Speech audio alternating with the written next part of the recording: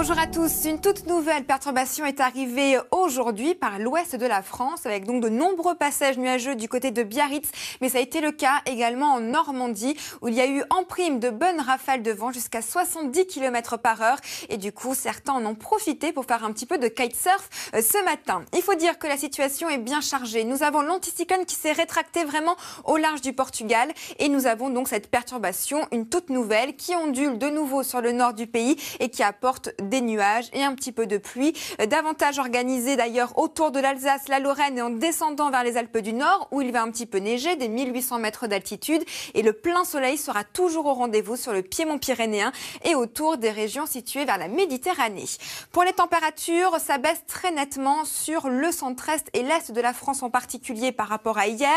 On perd 10 degrés par exemple du côté de Lyon ou Grenoble ou encore vers Strasbourg. Et demain, je vous rassure, la situation va un petit peu se stabiliser avec cette perturbation qui va vraiment stagner sur les frontières du nord-est.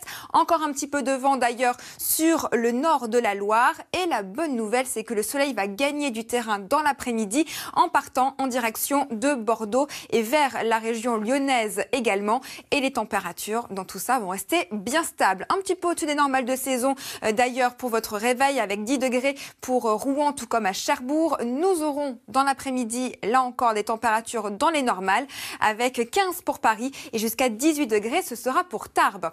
Une situation qui va persister d'ailleurs tout au long de votre week-end, mais attention, dès le début de la semaine prochaine, une petite fraîcheur se dessine avec de nouveau des flux perturbés. Ce sera dès la journée de lundi avec une nouvelle perturbation qui arrive par les bords de Manche et cette perturbation va continuer pour les journées de mardi, mercredi et jeudi.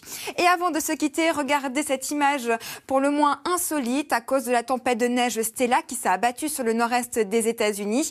Plusieurs centimètres de neige ont recouvert les rails en gare de Rhine Cliff dans l'état de New York et cette pile de neige a été pulvérisée par un train qui est entré dans la station à pleine vitesse et a clairement joué les chasse-neige. Une petite tempête de neige qui a surpris tous les voyageurs présents sur le quai.